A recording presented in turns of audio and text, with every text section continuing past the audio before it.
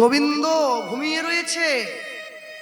আর এই যে গোবিন্দ ঘুমিয়ে রয়েছে, মা যশোদা গিয়ে গোবিন্দকে মাঝে মাঝে উকি বাড়িয়ে দেখছে দরজাটা সরিয়ে দিয়ে, আমার ছেলেটা ঠিক আছে তো। আবার একটু ঘুরে আসছে, আবার যখন মা ঘুমোতে যাচ্ছে আবার উঠে গিয়ে নন্দরাজা বলছে, তুমি যদি না ঘুমো, এরকম জেগে থাকো, তুমি তো অসুস্থ হয়ে পড়বে। এক কাজ করো, ছেলেটাকে নিয়ে এসে নিজের কোলের কাছে শোয়াও, তাহলে আর মানে উঠে যেতে হয় না বারবার, কাছে থাকলে সবসময় দেখতে পাবে।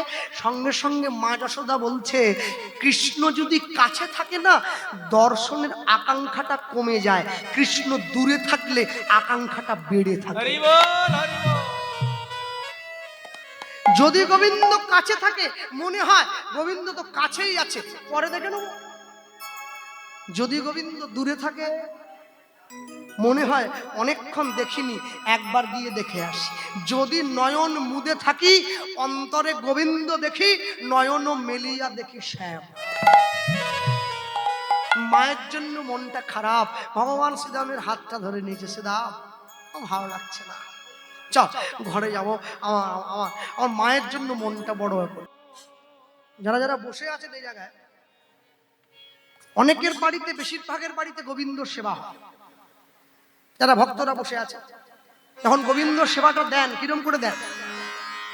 ভগবানের মন্দিরে ভোগের থালা ঢুকিয়ে দিলেন, দরজাটা বাইরে থেকে বন্ধ করে দিলেন, এইবারে বন্ধ করে দরজার বাইরে দাঁড়িয়ে আচমন হয়ে যাচ্ছে, তারপর তিনটে তালি দিয়ে পর্দা সরানো হলো, এই তো ভোগ। আমি যখন বৃন্দাবনে গেলাম, বৃন্দাবনে আমাদের ছোট একটা কুঠিয়া আছে পানিঘাটের কাছে, ছোট্ট, এখনো পুরোপুরি কমপ্লিট হয় না, ছোট্ট পানিঘাটের কাছে। আমি যখন প্রথম বৃন্দাবনে গেলাম, আমি দর্শন করছি এক ব্রজ মা, সে ভগবানকে মধ্যাহ্নকালে গোবিন্দ সেবা দিচ্ছে। আমার বাড়িতে ভগবানকে সেবা দেই, দরজাটা বাড়ির বাইরে থেকে বন্ধ করে দেই, সেই মা ভগবানকে সেবা দিচ্ছে, দরজাটা ভেতর থেকে বন্ধ। আমি চিন্তা করলাম এটা আবার কিরম গোবিন্দ সেবা। দাঁড়িয়ে রইলাম, আধ ঘন্টা পরে বেরিয়ে এসেছে, ঘেমে চুমে গেছে, আর মুখটা মুছতে মুছতে দেখছে একটা ছেলে দাঁড়িয়ে। কি বাবা? হ্যালো মা, আমি মেদিনীপুর থেকে এসেছি। ও বাংলার মানুষ, এসো বসো, কিছু বলবে বাবা? আমি বলছিলাম কি, এই যে সেবাটা দিচ্ছেন, এরকম সেবা তো দেখিনি যে ঘরের মধ্যে ঢুকে দরজা বন্ধ করে দিচ্ছেন। বলছে, ঠিকই বলেছো, তোমরা দেখোনি, না দেখারই কথা, কিন্তু বলা যাবে না। কেন বলবেন না? না যদি বলেন তাহলে সেবার কোনো নিয়ম নেই, না জেনে করছেন। বলে না, জেনে করছি। জেনে যদি করছেন তাহলে বলুন। তোমরাই তো বলো, আপন ভজন কথা না কহিবে যথা তথা, তাহলে আমাকে বলতে বলছো কেন? আচ্ছা ঠিক আছে, বলতে হবে না, একটু ধরিয়ে দেন। স্কুলে পড়েছো? আমাকে ধরিয়ে দিচ্ছি। হ্যাঁ। কখন যেতে স্কুল? সকাল 10টা। কখন আসতে বাড়ি? বিকেল 4টে। বেশ, এই 10টায় যেতে বিকেল 4টেতে বাড়ি আসতে খিদে পেত ভীষণ। রাস্তার থেকে মাকে চিৎকার করে ডাকতাম, দাঁড়াও। চিন্তা করে বলো, তোমার মা যখন তোমাকে খাওয়ারের থালাটা সামনে এনে দিত, অন্ন ব্যঞ্জন, পটল ভাজা, আলু ভাজা, ডাল, তোমার মা যখন তোমার সামনে খাওয়ারের থালাটা দিত, তোমার মা কি খাওয়ারের থালাটা তোমার সামনে দিয়ে তোমার কাকিমার সঙ্গে গল্প করতে চলে যেত? আমি বললাম না। কি করতো? মা তো আমার কাছে বসে থাকতো। কেন থাকতো? কি সব প্রশ্ন করছেন? আর কেন থাকতো কি? আরে কখন কোনটা ছেলের লাগবে দিতে হবে না? ডাল চাই, কি এটা একটু কুমড়োর তরকারি চাই, কি এটা বেগুন ভাজা চাই, বলে উত্তর তো তুমি দিয়ে দিচ্ছ, আমাকে বলছো। হ্যাঁ, তুমি যে আমার গোবিন্দের ঘরে ভোগের থালাটা ঢুকিয়ে দিয়ে দরজাটা বাইরে থেকে লাগিয়ে দিয়ে কীর্তন গাইছো, ভজপতি তো উদ্ধারণ শ্রী গৌর হরি, তুমি যে গাইছো, তা আমার গোবিন্দের যদি আরেকটু ডাল চাই, কাকে বলবে? ভগবান কি দরজা খুলে বেরিয়ে আসবে নাকি? একটা বেগুন ভাজা দাও, আজকে এঁচোড়টা বড্ড ঝাল হয়ে গেছে, একটু জল দাও। আমি বললাম তাহলে? বলে ওই জন্য কাছে বসে থাকি, আমার তো কথা আটকে যাচ্ছে। তিনি আমাকে বলে জল খাও। এরপরে আমি বললে তোমার কথা পুরোটাই বন্ধ হয়ে যাবে। আমি তখন আমার ভুল ভেঙেছে, আমি কোথায় কথা বলছি? এ তো মেদিনীপুর না, এ তো বৃন্দাবন।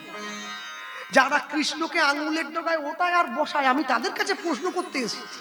আমার মতো এত বড় মূর্খ জগৎ দুটো আছে নাকি? শোনো, তোমরা বাংলার মানুষ, বাংলার ভক্ত, বাংলার বৈষ্ণব, তোমরা ব্রাহ্মণ, মন্ত্র পাঠ করো, অপবিত্র পবিত্র বা সর্বাবস্ত্রাঙ্গতো বিপা যৎসরে পুণ্ডরিকাক্ষ সবাজ্য অভ্যন্তর সূচি। আমরা কিন্তু মন্ত্র জানি না। আমরা ব্রজের গোয়ালা মেয়ে, স্কুলেই তো যাই, সংস্কৃত তো বলতেই পারি। তাহলে মন্ত্র বলবো কি করে? মা, তাহলে গোবিন্দকে বেঁধে রেখেছো কি করে? এরপরে আসল উত্তরটা দিচ্ছেন। মনে রাখবে, এই জগতে কোনো নারী যদি কোনো পুরুষকে হাতের মুঠোয় রাখতে চায়, নিজের দেহের 2 থেকে 3টে ইন্দ্রিয় ব্যবহার করলেই সেই পুরুষটাকে হাতে রাখা যায়। কি যায় না? গোবিন্দ হচ্ছে একমাত্র পুরুষ, একমেব অদ্বিতীয়ম, যাকে হাতে রাখতে গেলে নিজের দেহের 11টা ইন্দ্রিয় সম্পূর্ণরূপে তার চরণ তলায় দিবে। এটাই গৌর প্রেমানন্দে হরি বল হরি বল। আমরা দিয়েছি, তোমরা পারো নাই। যেই জন্য আমাদের আঙুলের ইশারায় কৃষ্ণকে উঠতে বললে ওঠে, কৃষ্ণকে বসতে বললে বসে। শোনো, তোমরা বাংলার মানুষ, ভগবানকে ভালোবাসো ভগবান বলে। আমরা ব্রজের মানুষ, আমরা ভগবানকে ভালোবাসি ঘরের ছেলে বলে। হরি বল। আমাদের ছেলে তো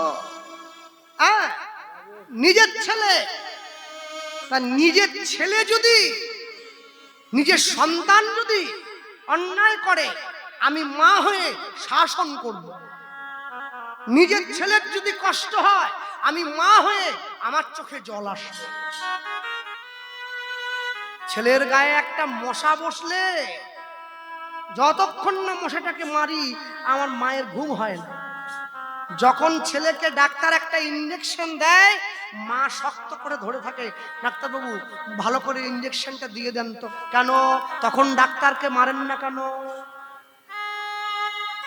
মা বলে, আমার ছেলের অন্তরের ব্যাধিটা সারাবার জন্যে ওষুধের প্রয়োগ করা হচ্ছে, ডাক্তারের উপরে আমি আক্রোশ করব কেন?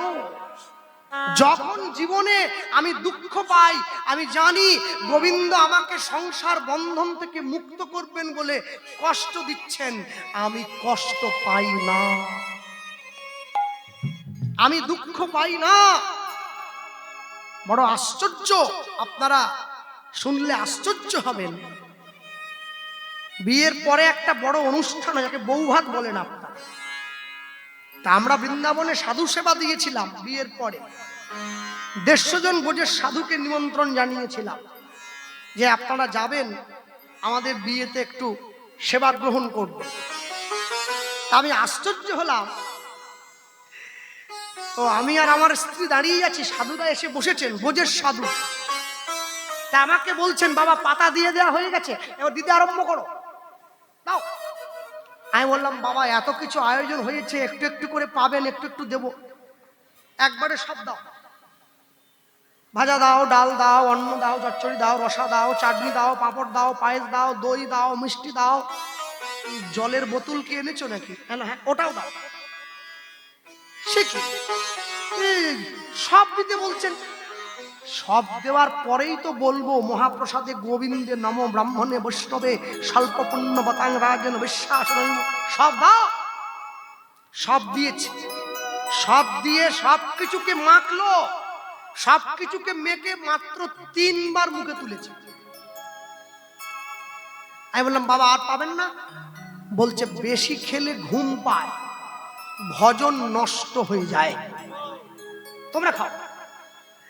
এরপরে ভোজনের পরে ভোজন দক্ষিণা যে যেমন করে পারে, আমার সম্প্রদায়ও গিয়েছিল সঙ্গে, এরাও দিয়েছে, কারণ সাধুদেরকে দেওয়ার মতো সৌভাগ্য সব সময় হয় না।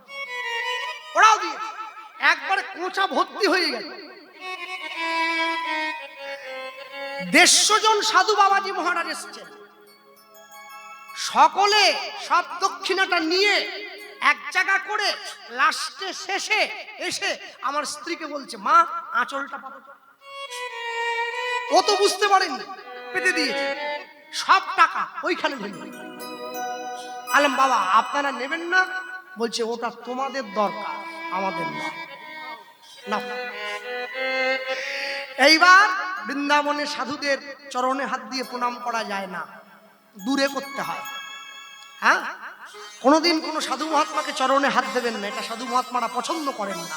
দূরে প্রণাম করবেন, মাটিতে প্রণাম করে উঠে দাঁড়িয়েছি। আমি বললাম বাবা আশীর্বাদ করুন। আমাকে বললেন আজকে রাত্রিতে যদি সম্ভব হয় সূর্য ডুবে যাওয়ার পরে তুমি আর তোমার স্ত্রী রাধাকুণ্ডে গিয়ে একটা ডুব দিয়ে আসবে, তোমাদের সংসার জীবন সুন্দর হবে। তো আমার স্ত্রীকে সঙ্গে নিয়ে আমি রাধাকুণ্ডে ডুব দিতে গেছি। বৃন্দাবনের প্রতি ওর টানটা তো কম নয়, বেশ গভীর। আমি যখন নিয়ে আমি ডুব দিতে গেলাম, ও আমাকে শিখিয়ে দিচ্ছে কেমন কেমন করে নামতে হবে, কেমন কেমন করে ডুবতে হবে। আমি তো পাষণ্ড, অত কিছু জানি না। আমি জানি জলে মানে কি ঝাঁপ দিয়ে পড়বো, টপ করে ডুববো, উঠে পড়বো। হ্যাঁ, ও বলছে না এরকম করে ঝাঁপ দিয়ে পড়লে হবে না, একটু বসো, অপেক্ষা করো। হ্যাঁ, নিয়মগুলো বলছে, তারপরে ডুব দিতে। এবার দেখি আমি ডুব দিয়ে উঠে বসে দেখি রাধাকুণ্ডের পাড়ে বসে ও কাঁদছে। আমি বললাম তুমি কাঁদছো কেন? তুমি ভালো করে তাকিয়ে দেখো, এই জলের মধ্যে অনেক কচ্ছপ ভেসে বেড়াচ্ছে, পাড়ে এসেছে। বললাম হ্যাঁ। চিন্তা করে দেখো তো, যারা কচ্ছপ হয়ে নিত্য নিত্য সাধুগুরু বৈষ্ণবের চরণ ধুলিতে তারা স্নান করে, সাধুগুরু বৈষ্ণব ডুব দিতে এলে ওরা আর চরণে গিয়ে দেহটা গড়াগড়ি দেয়, লুটিয়ে দেয়। আমি মানুষ হয়ে কোনোদিন সাধুগুরু বৈষ্ণবের চরণে দেহটা দান করি না। তাহলে আমার থেকে ওরা তো অনেক বেশি সৌভাগ্য নিয়ে জন্মেছে, আমার থেকে ওরা বেশি কৃপালব্ধ। রানী চরণ তলে পড়ে আছে, এ সৌভাগ্য সবার হবে না, এই সৌভাগ্য সকলের থাকে না। কিন্তু যাদের আছে, যাদের থাকে, তারা নিত্য নিত্য নষ্ট করে। একটি সন্তান মরলে পরে কতজনাই বিচার করে, তুমি নীতি নীতি কত সন্তান করিতেছ ধ্বংস, তার কি বিচার হবে? তুমি শেষে কিবা ফল পাবে? যে কারণে আয়ান ঘোষ হইল নির্বংশ। নিয়ে গিয়ে কাছে দাঁড়িয়েছে, ভগবান বেনুটা তুলে নিয়েছে হাত। বৈষ্ণব মহাজন লিখছেন, কত সুন্দর লিখেছেন, চাঁদ মুখে দিয়া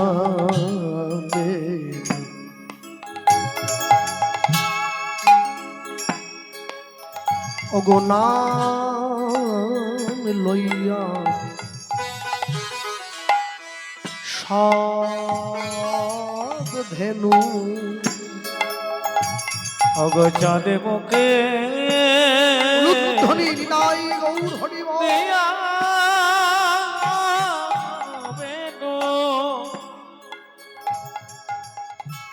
অগনাম লইয়া সব এলো। চাঁদ মুখে মুখে দিয়া দে হা মেনু বাজলো রে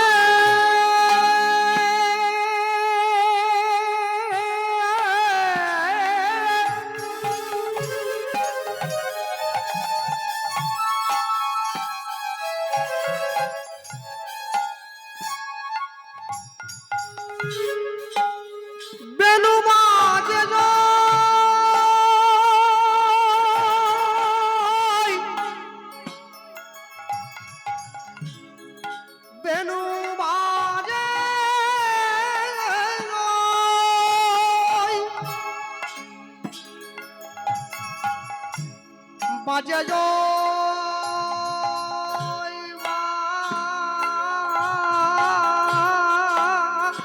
বাজে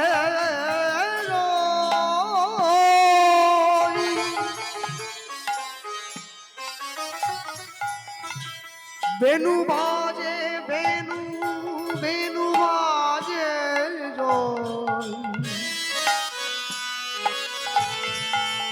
বেনু বাজে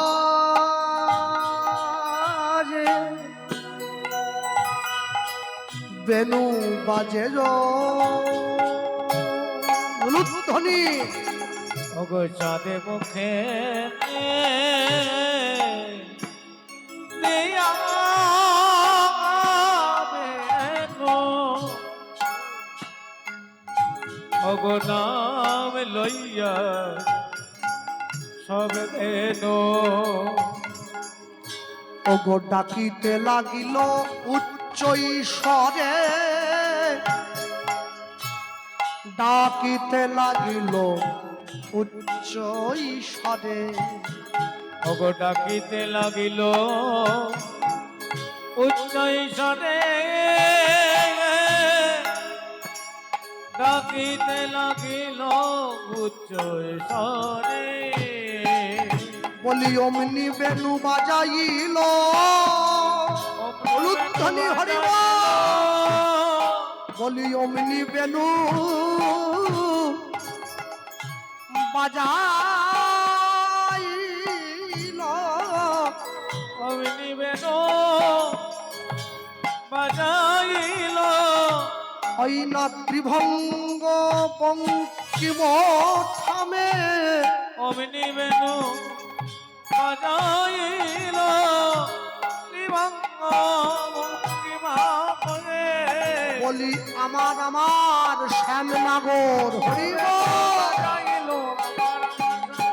অমনি বেনু বাজাইল আমার আমার শ্যামনগর, অমনি বেনু বাজাইল আমার আমার অমনি বেনু বাজাইল আমার আমার শ্যামনগর, অমনি বেনু বাজাইল, বলি তাকিতে লাগিল উচ্চ ঈশ্বরে,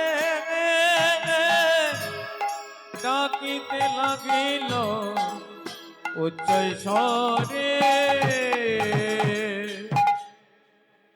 ভগবান নিত্য নিত্য ধ্বনি করে, কেউ শুনতে পায় কেউ পায় না, ভগবান তো ডাক দেয় আস্তে। এই পৃথিবীতে যত শক্তিশালী জীবজন্তু আছে সব থেকে বেশি শক্তি কার গায়ে আছে? হাতির গায়ে। 10,000 হাতির গায়ে যেই শক্তি আছে, এক গজরাজ রঙে সেই শক্তি আছে। যিনি হাতিদের যিনি প্রধান গজরাজ, 10,000 গজরাজ রঙে যেই শক্তি আছে, এক ইন্দ্রের ঐরাবত রঙে সেই শক্তি আছে। 10,000 ঐরাবত রঙে যেই শক্তি আছে, এক ইন্দ্রের বজ্রে সেই শক্তি আছে। 10,000 ইন্দ্রের বজ্রে যেই শক্তি আছে, এক মা কালীর খড়গে সেই শক্তি আছে। 10,000 মা কালীর খড়গে যেই শক্তি আছে, এক দেবাদিদেব মহাদেবের ত্রিশূলে সেই শক্তি আছে। 10,000 দেবাদিদেব মহাদেবের ত্রিশূলে যেই শক্তি আছে, এক মহাদেবের তৃতীয় লোচনে সেই শক্তি আছে। 10,000 মহাদেবের তৃতীয় লোচনে যেই শক্তি আছে, এক ব্রহ্মার কমণ্ডলুতে সেই শক্তি আছে। 10,000 ব্রহ্মার কমণ্ডলুতে যেই শক্তি আছে, এক গরুর পাখির অঙ্গে সেই শক্তি আছে। 10,000 গরুর পাখির অঙ্গে যেই শক্তি আছে, এক বিষ্ণুর সুদর্শন চক্রে সেই শক্তি আছে। 10,000 বিষ্ণুর সুদর্শন চক্রে যেই শক্তি আছে, এক গোবিন্দের বংশীধ্বনিতে সেই শক্তি আছে। 10,000 গোবিন্দের বংশীধ্বনিতে যেই শক্তি আছে, এক গোবিন্দের রূপমাধুর্যে সেই শক্তি আছে। 10,000 গোবিন্দের রূপমাধুর্যে যেই শক্তি আছে, এক গোবিন্দের হাসিতে সেই শক্তি আছে। 10,000 গোবিন্দের হাসিতে যেই শক্তি আছে, এক গোবিন্দের সমগ্র অঙ্গে সেই শক্তি আছে।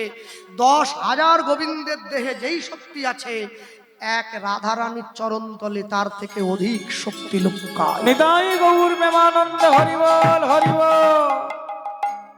এর পরে যখন রাধারানী বলে আমি আলা ভোলা গোয়ালিনী কৃষ্ণ সেবার কিবা জানি, তখন আর গোবিন্দ থাকতে পারে না, ছুটে গিয়ে জড়িয়ে ধরে রাধার চরণ ও দুখায়। হ্যাঁ, কৃষ্ণ কোনো ছেলে নয়, রাধা কোনো মেয়ে নয়।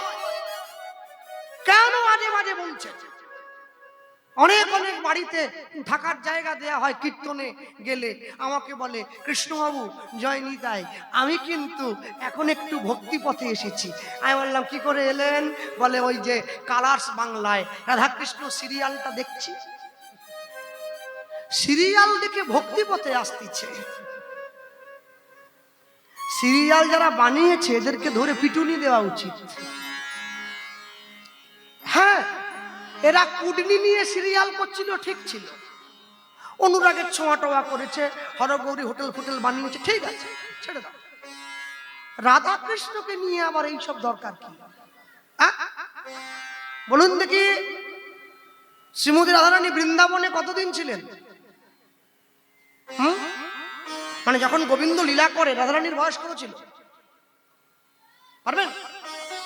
7 বছর 2 মাস। গোবিন্দের বয়স কত ছিল? 9 বছর 7 মাস। তাহলে এই যে একটা ধেড়ে রাধা ধেড়ে কৃষ্ণ সিরিয়ালে ঘুরে বেড়াচ্ছে, এ কোথা থেকে পেয়েছে? 7 বছরের সখ্য প্রেম, দাস্য প্রেম, বাৎসল্য প্রেম, মধুর প্রেম। 7 বছরের ছেলে মেয়ে কি দেহ প্রেম জানে না? একে নিষ্কাম প্রেম বলে। কুমারী পুজো হয় না দুর্গা পুজোতে বেলুড় মঠে? কত বছর বয়স পর্যন্ত কুমারী পুজো বলুন? 7 থেকে 10 শেষ। কেন? 15 বছরের যে মেয়েটা বিয়ে হয়নি ওকে নিয়ে গিয়ে কুমারী বলে পুজো করলে হতো নি? গোদা বাংলা মাথায় আসছে না? এই জন্য তো কাশ্মীরে এসে পর্যটক গুলোকে গুলি করে চলে গেল। বলে, আপনি হিন্দু? বলে, হ্যাঁ, বাস দিয়ে দিয়েছি। ওই জন্য মাঝে মাঝে বলি, একটু নামাজ পড়াও শিখে রাখো, কাশ্মীর যাওয়া বেরিয়ে যাবে, বুঝলেন? যখনই বলবে আপনি হিন্দু, না নামাজ পড়ুন, সঙ্গে সঙ্গে লা ইলাহা ইল্লাল্লাহ মুহাম্মাদুর রাসূলুল্লাহ সঙ্গে সঙ্গে শুরু করে, একবারে ফট করে বলা মাত্র শুরু। আহা, প্রাণে তো বেঁচে যাবে। মনে রাখবেন, বাঙালিগুলো শেষ হয়ে গেল নিজেদেরকে নিজেরা না অজ্ঞ থেকে, না বুঝে, কিছুই বুঝলো না। এই যে দেখছে দাঁড়িয়ে আছে, কি বলেন একে? কৃষ্ণ। কৃষ্ণ কিরম করে লেখেন? এই নামাবেন, এই নামাবেন, এই তুলবেন। ক হয়নি, ব হয়েছে। কুণ্ডলি দিলে ক হবে, রিকাত দিলে কৃ হবে, পেট কাটা মুদ্রনস্য পিছনে ইও দিলে তবে কৃষ্ণ হবে। আমি কিন্তু 4 আবার ভুল হলে বলবেন। প্রথম টানেতে ব্রহ্মা আছে বিদ্যমান, দ্বিতীয় টানেতে বিষ্ণু করে অবস্থান, তৃতীয় টানেতে মহাদেবের বাখানি। ক হয়নি, ব হয়েছে। কুণ্ডলী আকারে আছে আমার রাধা বিনোদিনী। রীতে আদ্যা শক্তি মহামায়ার এই 2 টান, এই তো কৃ শব্দ হইল ব্যাখ্যান। সতে যোগ মার্গে বসিয়া হুতাসন, নতে দেবতাগণ ধোয়াইল চরণ। এই সকল যোগ মার্গে জানিতে পারিয়া কৃষ্ণ নাম রাখে মুনি গর্গ ধ্যানেতে যান। এ হচ্ছে কৃষ্ণ। রাধাকে উচ্চারণ করুন, ধারা ধারা ধারা হবে রাধা রাধা রাধা। ব্রহ্ম হতে নিম্নগামী দৃষ্টি শক্তির ধারা, নিম্ন হতে ঊর্ধ্বগামী তার নাম রাধা। ষড়ৈশ্বর্য বিন্দু জ্ঞানে আছে বিদ্যমান, ঊর্ধ্বদণ্ড দিয়া তারে কইছে শক্তিদান। আর তাহা হইতে ভেদ হইছে আধা আধা। বিচারিয়া গর্গ মুনি তার নাম রাখিলেন রাধা।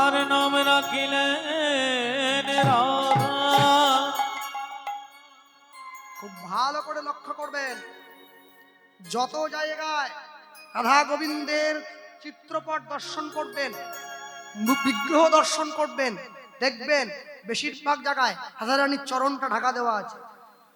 দেখুন এখানেও তাই, একটু বেরিয়ে আছে। গোবিন্দের চরণ সম্পূর্ণ।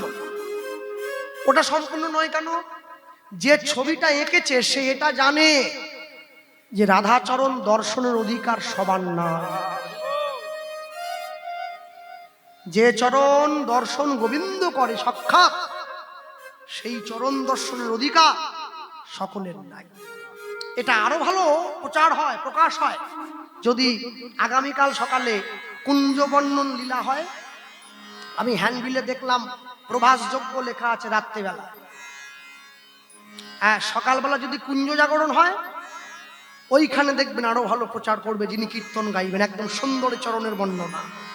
ভক্তমণ্ডলী ভক্তিমতী মায়েরা ওই হাতে নিয়ে নিয়েছে, আর যেই বেনু নিয়ে বাজালো এইবার শুনে যা কানুর বেনু উলুধ্বনি।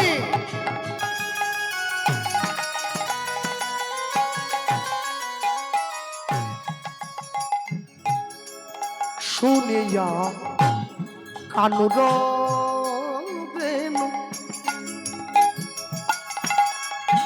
ঊর্ধ্ব মুখে ঊর্ধ্ব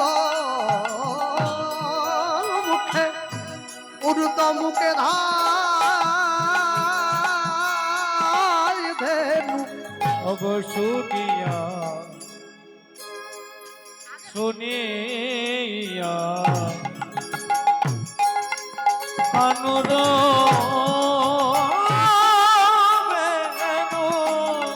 বেনু বাজে জয়,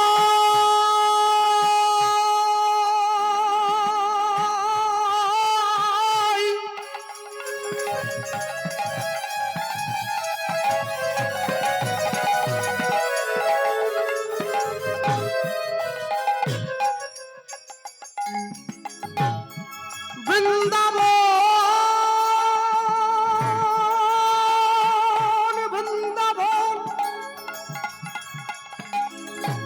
বৃন্দাবনে বাজে বেনু বাজে জয়, বলে রাধা কই বাজে জয়, বলে আমার রাধা কই বাজে বেনু বাজে বেনু, ফিরাবে ভেনু বাজে বেনু। শুনিয়া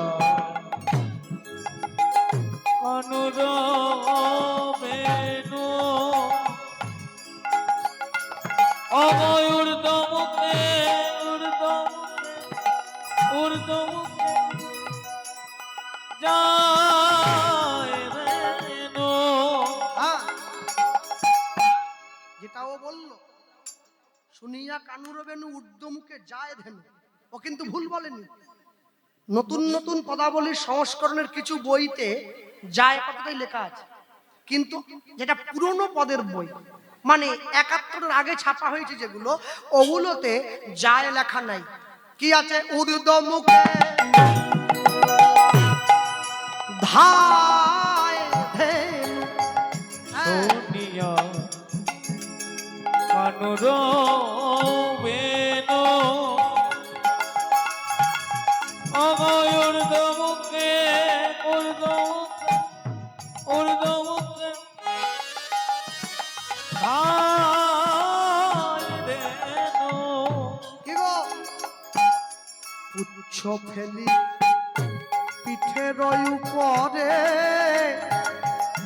পুচ্ছ ফেলি পিঠের উপরে, অগপুচ্ছ ফেলি পিঠের উপরে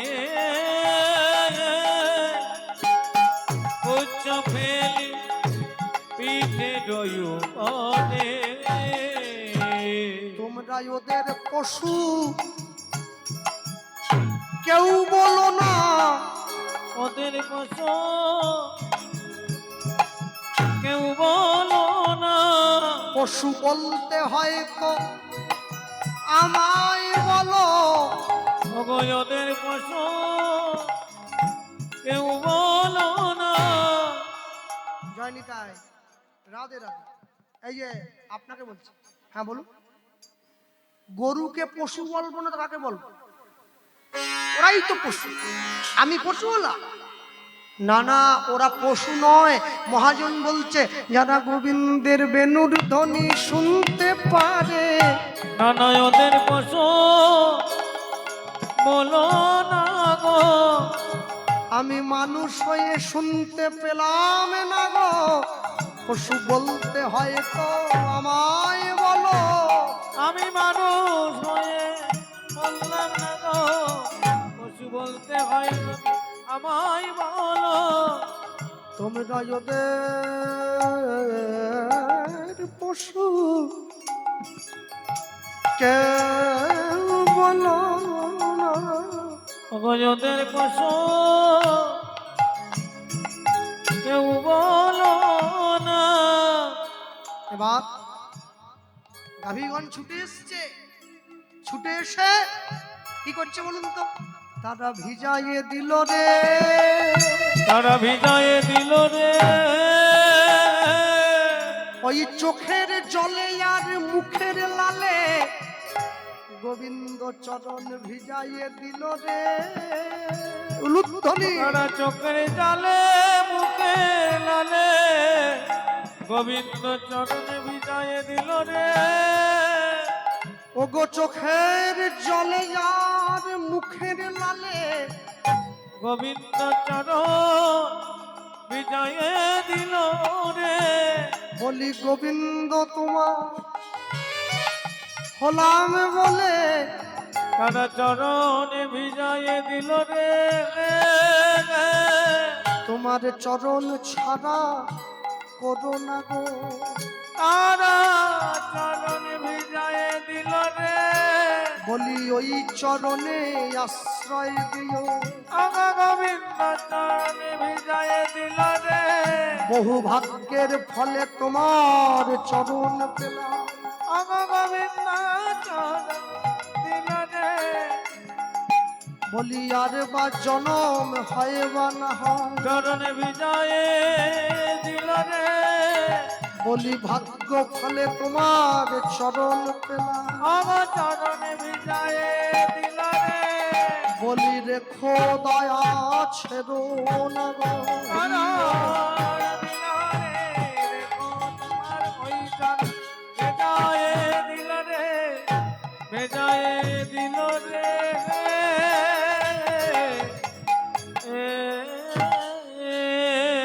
অনুসারী বেনুরবে বুঝিয়া রাখালো সব, আসিয়া মিলল নিজ সুখে। নিজ সুখে জীবনে যে ধেনু ছিল ফিরাইয়া একত্র কইল, চালাইল গোকুলের মুখে। গোকুলের মুখে। আচ্ছা, এবার তো ঘরে ফেরার পালা নাকি? তাহলে ঘরে যে যাচ্ছে এখানে নিয়ম একটা আছে তো নাকি? অগো শ্বেত কান্তি অনুপম, ওগো আগে ধায় বলরাম। অবশেষ কান্তি অনুপম, আগে ধায় বলরাম। দাদা বলরামের একটা ডাক নাম আছে, কি বলুন দেখি? বলুন। বলাই, কানাই, ডাক নাম। বলাই কেন? আমি বলাই বলাই, জীবকে কৃষ্ণ বলাই। বলাই বলাই জীবকে কৃষ্ণ বলাই। এই যে আমি হলাম আশ্রয় তত্ত্ব দাদা বলাই। আমায় আশ্রয় না করলে জীব কেমন করে পাবে বিষয় কানাই। আশ্রয় করিয়া ভজে তারে কৃষ্ণ নাহি তাজে, আর সব মরে অকারণ। আচ্ছা বলুন, চৈতন্য চরিতামৃতকার কৃষ্ণদাস কবিরাজ, যার অন্তরে করয়ে বিরাজ মোদের গোরা রসরাজ। মানে একদিকে গোরা একদিকে রসরাজ, দুই এমনি। কি লিখছে? আশ্রয় করিয়া বজে তারে কৃষ্ণ নাহি তাজে, আর সবে মরে অকারণ। লিখেছে কেন লিখলো? পিতা যখন মাতৃগর্ভে বীজ দান করেছে, একটা কি দান করেছে নাকি? একটা তো করেনি, কোটি কোটি বীজ দান করেছে। যেটা গোবিন্দ চরণ আশ্রয় করেছে ওটা জন্ম হয়েছে, বাকিরা নষ্ট হয়ে গেছে। শ্বেত কান্তি অনুধ্বনি আগে ভাই বলো না, ওই যে আগে করে রাখতে হয়। আগে করে রাখতে হয়, বলি গুরুকে তো জীবনের আগে আগে, বলি আগে করে রাখতে হয়। যদি গুরু আগে থাকে তবে গোবিন্দের মহিমা বোঝা যায়। আগে করে রাখতে এই হয়, জন্য আশ্রয় করিয়া ভজে, আশ্রয় আগে আগে যায়। মহাজন কলম দিলেন শ্বেত কান্তি অনুপম, বেলি অবসান হইল চলো যাই ঘরে। উলুধ্বনি বেলি অবসান হইল চলো যাই ঘরে, বেলি অবসান হইল চলো যাই ঘরে। বেলি অবসান হইল চলো যাই ঘরে। মায়ে না দেখিয়া পরাণ কেমন জানি করে, মায়ে না দেখিয়া পরাণ কেমন জানি করে, আমার মায়ে না দেখিয়া পরাণ কেমন জানি করে। মায়ে না দেখিয়া পরাণ কেমন নাই জানে। বলরাম দাসে কহে শুনি কানাইয়ের বউ, বলো রামদাসে কয়ে শুনি কানাইয়ের বোন, বলরাম দাসে কহে শুনি কানাইয়ের বউ। বলো রামদাসে কয়ে শুনি কানাইয়ের বোন। সকলরা খালো মাঝে পড়ে উতরল। হরি বল। সকলরা কালো মাঝে পড়ে উত্তর, ও গো সকলরা খালো মাঝে পড়ে উতরল। সকলরা কালো মাঝে পড়ে উত্তর। ও ভাই কানু বাজারে বেনু, ভাই কানু বাজারে বেনু, ও ভাই কানু বাজারে বেনু, ভাই কানু বাজারে বেনু, ফিরারে তোর মোহন ধেনু, ভাই কানু বাজারে বেনু, ফিরারে তোর মোহন এবার চাঁদ মুখে দিয়া বেনু। ও ভাই কানু বাজারে বেনু, চাঁদ মুখে দিয়াবে। ও ভাই কানু বাজারে বেনু, ও ভাই কানু বাজারে বেনু, ও ভাই কানু বাজারে বেনু, ও ভাই কানু বাজারে বেনু। বলি সকলরা খালো মাঝে পড়ে উতরল। সকলরা কালো মাঝে পড়ে উত্তর, সকলরা কালো মাঝে